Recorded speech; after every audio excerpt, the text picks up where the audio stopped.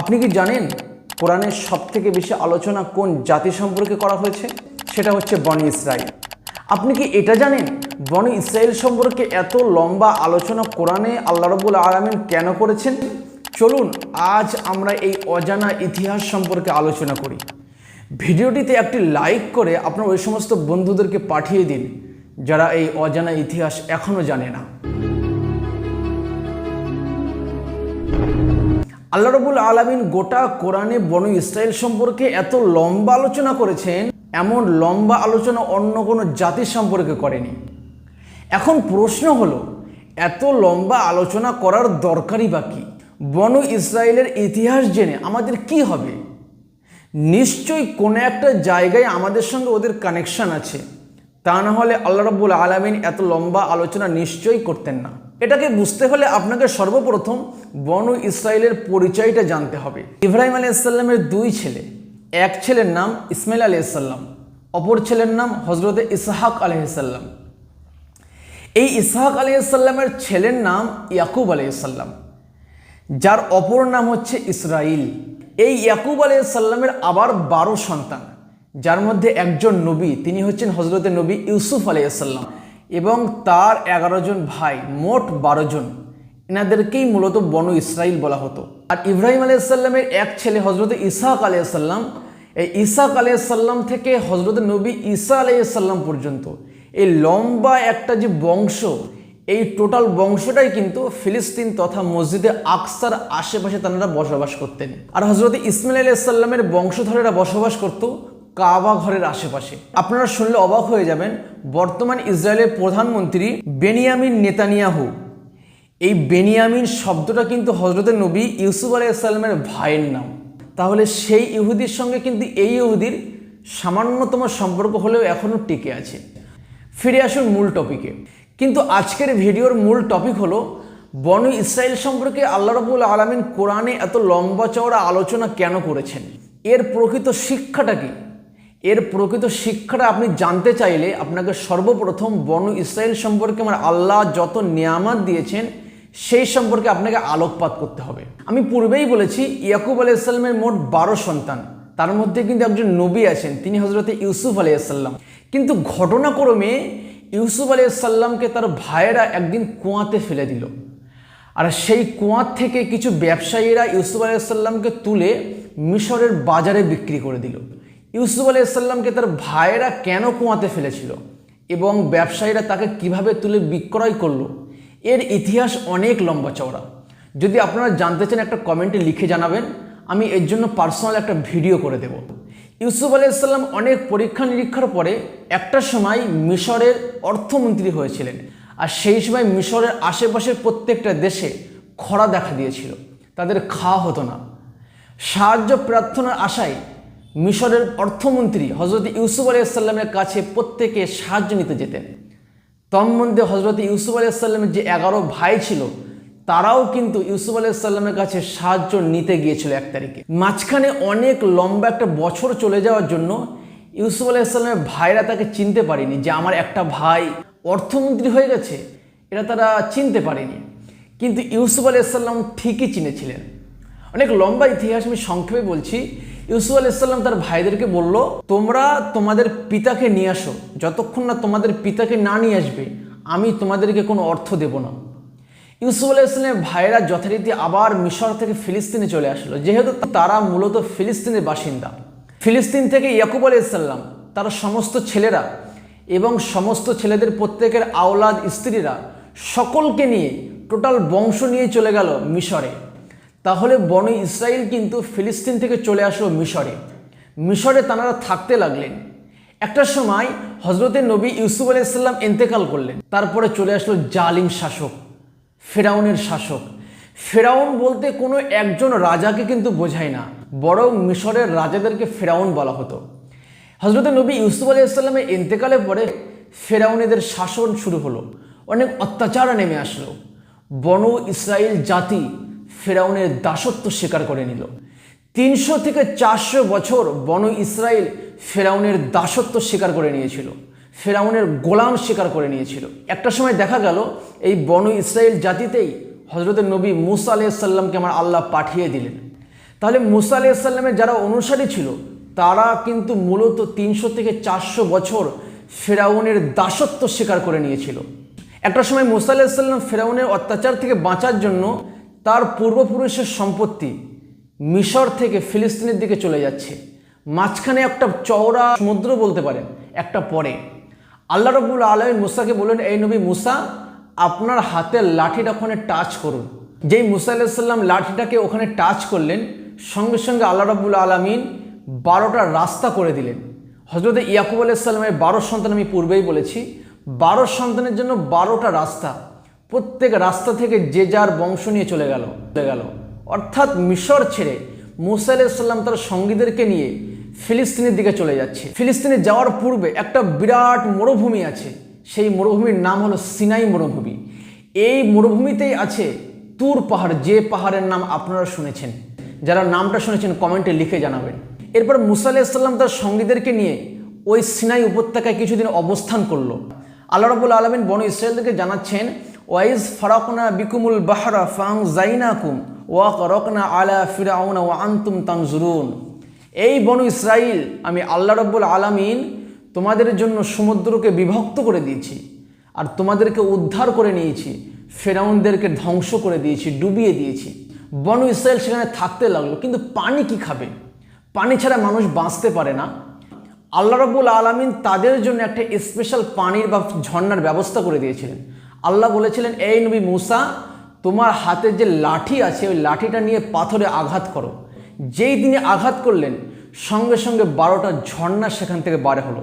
কারণ ইয়াকুব আলাইহিস সালামের 12 সন্তান, 12 সন্তানের জন্য 12টা আলাদা ঝর্ণা আল্লাহ রাব্বুল আলামিন তাদেরকে নেয়ামত দিলেন। আল্লাহ এত নেয়ামত দেওয়ার পরে আল্লাহ বলছেন, এই বনু ইসরাইল, তোমরা আমি আল্লাহ আমাকে রব বলে মেনে নাও, আমাকে প্রভু বলে মেনে নাও। তারা মানতে অস্বীকার করলো। এত নিমুখ হারাম যে কদিন আগেই আল্লাহ তাদের জন্য সমুদ্রের পানিটা বিভক্ত করে দিয়েছে, নিজে চোখে দেখলো। কদিন আগেই আল্লাহ তাদের জন্য শুকনো মরুভূমিতে পানি প্রবাহিত করেছে, নিজে চোখে দেখলো। তারা সেই আল্লাহকে মানতে অস্বীকার করলো। সেই সময় তারা বলল, ওয়াইজ কুলতুম ইয়া মুসা লান নুমিনা লাকা হাত্তা নারাল্লাহা জাহরাতান। এই নবী মুসা, আমরা তোমার আল্লাহকে মানব না যতক্ষণ না আমরা নিজে চোখে আল্লাহকে না দেখব। কত বড় নাফরমান না হলে এত বড় কথা বলতে পারে? আল্লাহ তাদের জন্য মান্না এবং সালোয়া পাঠাতো, জান্নাতি খাদ্য, তারা ওখানে বসে বসে খেত। একটা সময় তারা বলতে লাগলো, এই নবী মুসা, আমাদের মান্না সালোয়া খেতে ভালো লাগছে না, আমরা পেঁয়াজ রসুন আদা চাল আমরা আর কি রান্না করে খাবো, আমাদেরকে রান্না করার ব্যবস্থা করে দেন। আল্লাহ বললেন, এই বনু ইসরাইল, তাহলে তোমরা সিনাই উপত্যকা ত্যাগ করে সামনে যে একটা পবিত্র ভূমি আছে, আরদুল মুকাদ্দাস, পবিত্র ভূমি আছে, ওই পবিত্র ভূমিতে প্রবেশ করো। কিন্তু সেখানে একটা বৃহৎ শক্তিশালী আমালিকা সম্প্রদায় আছে, তাদের সঙ্গে তোমাদেরকে যুদ্ধ করতে হবে, তোমরা জয় লাভ করবে, তারপরে সেখানে গিয়ে তোমাদের ইচ্ছা মতো চাষবাস করতে পারবে। কিন্তু তারা কি বলেছিল? ফাজহাব আনতা ওয়া রাব্বুকা, এই নবী মুসা, আপনি এবং আপনার প্রভু তাদের সঙ্গে যুদ্ধ করেন, যুদ্ধে জয়লাভ হলে আমাদেরকে বলবেন, আমরা সেখানে গিয়ে চাষবাস শুরু করব। কত বড় নাফরমান! আল্লাহকে মানেনি। যে আল্লাহ তাদের জন্য সমুদ্রে 12টা রাস্তা করে দিয়েছে, যে আল্লাহ তাদের জন্য মরুভূমিতে 12টি ঝর্ণা প্রবাহিত করেছে, যে আল্লাহ তাদের জন্য মান্না এবং সালোয়া জান্নাতে খাদ্য পাঠিয়েছে, সে আল্লাহর একটি কথা তারা মানতে চাইল না। আল্লাহ রাব্বুল আলামিন তখন তাদের উপর শাস্তি নাজিল করলেন। 40 বছর তারা পাগলের মতো ওই সিনাই উপত্যকার ভিতরে ঘুরতে লাগলো, সেখান থেকে আর বার হতে পারছিল না। এর ভিতরে হযরত নবী মুসা আলাইহিস সালাম ইন্তেকাল করলেন। তারপরে নতুন একজন নবী হলো মুসা আলাইহিস সালামের খাদেম হযরত নবী ইউশা বিন নুন। ইউশা বিন নুনের নেতৃত্বে ওই বনু ইসরাইল জাতি, ওই ইয়াকুব আলাইহিস সালামের 12 সন্তানের জাতি এই আমালিকা সম্প্রদায়ের সঙ্গে যুদ্ধে লিপ্ত হলো। এবার আমরা যুদ্ধ করব, আমরা আমাদের ভুল স্বীকার করে নিচ্ছি।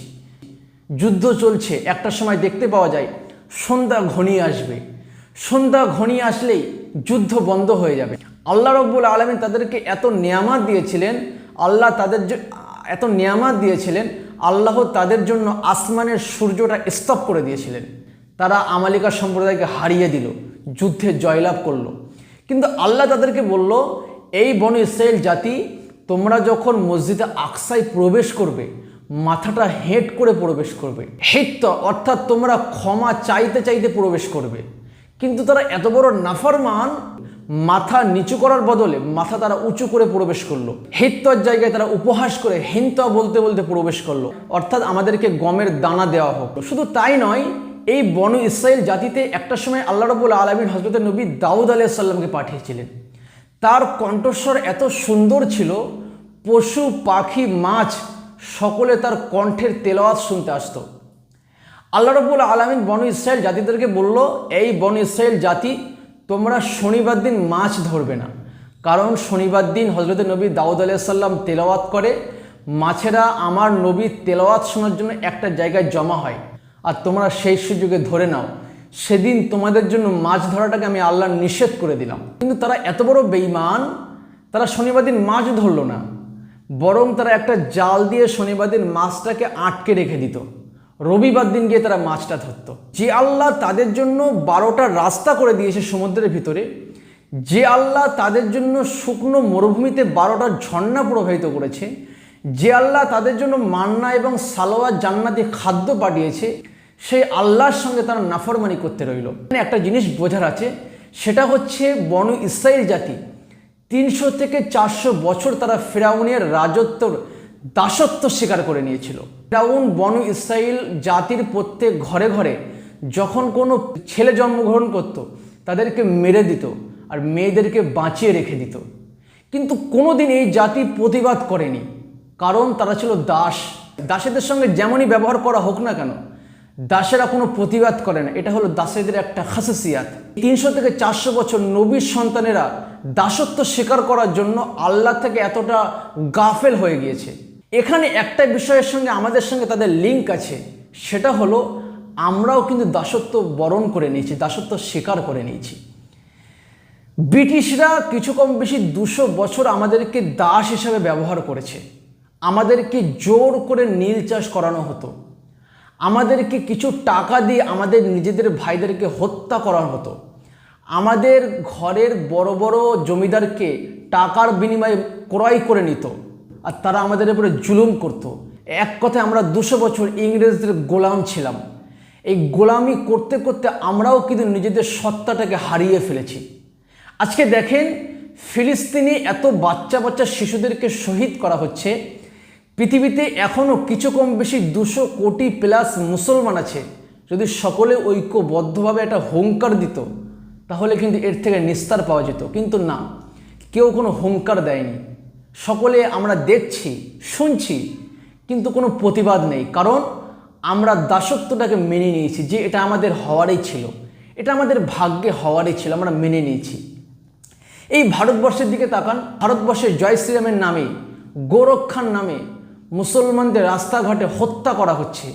আমরা দেখছি হোয়াটসঅ্যাপে, আমরা ফেসবুকে দেখছি, ইউটিউবে দেখছি, কিন্তু ভিতর থেকে সে আগুনটা আসছে না, ভিতর থেকে সেই প্রতিবাদ করার সত্তাটা আসছে না। কারণ আমরা গোলামি করতে করতে আমাদের সত্তা নষ্ট করে ফেলেছি, আমরা মিথ্যা বলতে বলতে আমাদের সত্তা নষ্ট করে ফেলেছি, যেমন করে বনু ইসরাইল করে ফেলেছিল। আপনি তাকান, আফগানিস্তানের দিকে তাকান, আফগানিস্তানের মানুষ কিন্তু কারোর দাসত্ব গ্রহণ করেনি। রাশিয়া তাদের উপরে আঙুল ঘোরানোর চেষ্টা করেছিল, তাদেরকে তারা তাড়িয়ে দিয়েছে। একটা সময় আমেরিকা চেষ্টা করেছিল, তাদেরকেও তারা তাড়িয়ে দিয়েছে। ভারতের সঙ্গে কিন্তু খুব সুসম্পর্ক আছে আফগানিস্তানের। যাই হোক, আফগানিস্তানের মানুষ কিন্তু কারোর দাসত্ব গ্রহণ করেনি, তারা বীরের মতো বেঁচে আছে, মরছে বীরের মতো। তাহলে আমরা এই দাসত্ব গ্রহণ করতে করতে আমরা সত্য বলতে ভুলে গেছি, আমরা হুঙ্কার দিতে ভুলে গেছি, আমরা প্রতিবাদ করতে ভুলে গেছি। এই জন্যই হয়তো আল্লাহ রাব্বুল আলামিন এত লম্বা আলোচনা বনি ইসরাইলের করেছেন, যাতে করে উম্মতে মুহাম্মাদি এর থেকে কিছুটা হলেও শিক্ষা নেয়। এরকম ইন্টারেস্টিং ভিডিও পেতে আমাদের চ্যানেলটাকে সাবস্ক্রাইব করে রাখবেন। আর আপনি ইসলামের কোন বিষয়ে জানতে চান এমন মজাদার ভিডিও কমেন্টে লিখে জানাবেন, আমরা অবশ্যই আপনার মতামত পর্যালোচনা করব।